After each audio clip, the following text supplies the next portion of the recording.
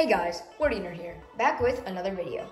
Today, I'll be trying to settle the big question of Spike Prime versus EV3, perhaps one of the biggest questions in the near future of FLL.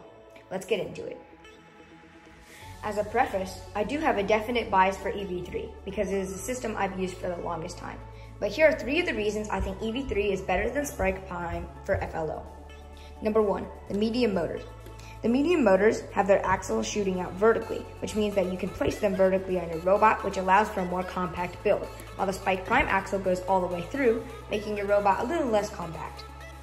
Secondly, the EV3 brick shows a complex menu, which of course is a downside, but through a menu program, as I have a tutorial for on my channel, you can write a menu so that you can have a faster switching time in the FLL base. While the Spike Prime system only has numbers on the display, which can make things a little more complicated. And lastly, the programming language is a little advanced for beginners, but it's just right for intermediate and FLL veterans, which like to see more advanced programming in their repertoire.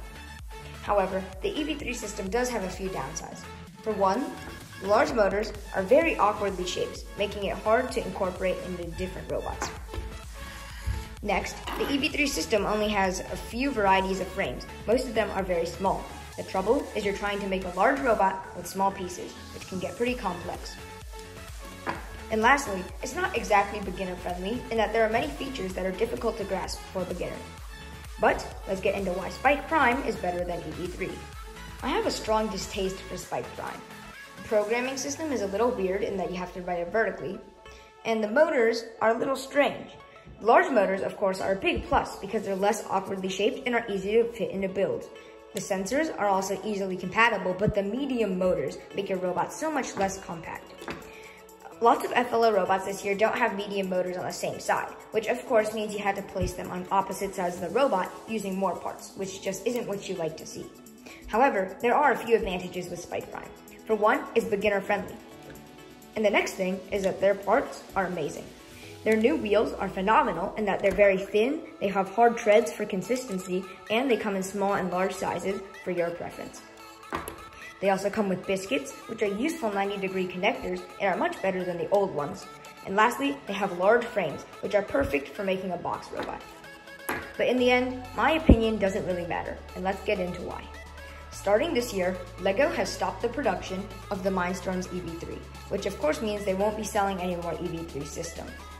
This means that eventually, no matter what I like or what I say, the EV3 will be phased out of FLL for Spike Prime, much like the NXT is now.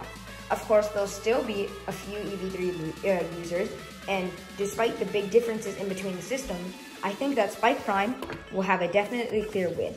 In the next few years of competition, you can expect to see a lot of Spike Prime robots and fewer EV3 robots, maybe even not an EV3 robot at all in competition.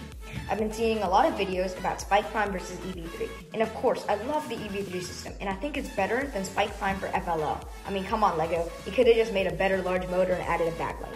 But they changed the system entirely. So now there really is no option but to go with Spike Prime, because in the future, EV3 will be phased out, much like NXT, and Spike Prime will essentially dominate FLL until the next model comes along. So no matter what these EV3 versus Spike Prime videos say, for this year they may be relevant, but eventually it'll all mean nothing. That was kind of a sad note to end on, but this was Wordy Nerd 48. See ya.